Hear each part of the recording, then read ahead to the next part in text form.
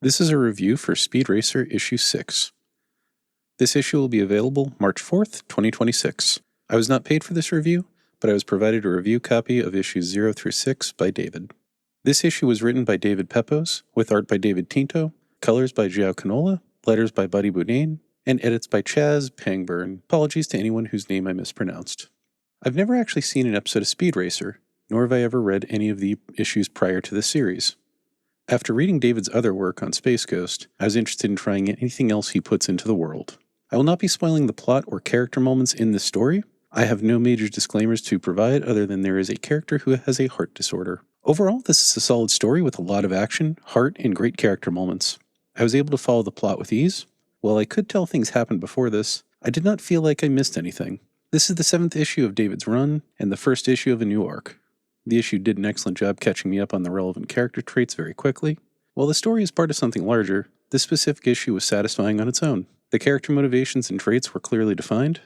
David Tinto's art was clean and easy to follow, while also being highly expressive. The action sequences reminded me a bit of the movement effects that Sanford Green used in Bitterroot.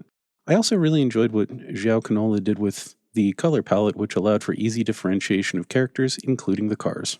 Tonally, this is a fun adventure story with a slight air of seriousness to it. Like Space Ghost, this feels like a slightly more mature Saturday morning cartoon, and nothing felt jarring or out of place.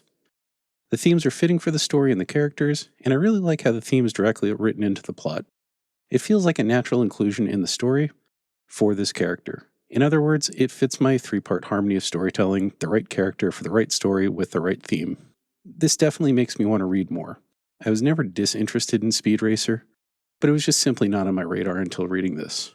We use 2 numerical rating scales on this channel. One is the new reader-friendly scale of 1 to 5, 1 being most approachable, 5 being least approachable. I give this book a 2, meaning I can tell a few things happened before, but it doesn't impact my enjoyment or ability to read the story. In terms of quality, we use a similar scale of 1 to 5, with 5 being the absolute highest. In this case, I'm giving it a 4.5 out of 5. David Pepose continues to impress me. His voice and enthusiasm for these characters are making me fall in love with a new set of characters all over again. I would recommend this to anyone who's a fan of Speed Racer, David Pepose, or who's just looking for a fun action-adventure story with a lot of heart.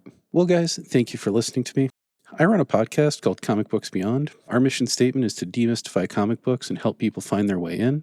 We often look at books through a lens of personal connection, mental health, and self-improvement. We believe that stories make us better people. While we like to start with characters, we encourage readers to follow creators. Please consider checking out our podcast for longer analyses and for fun conversations. Link is in the description.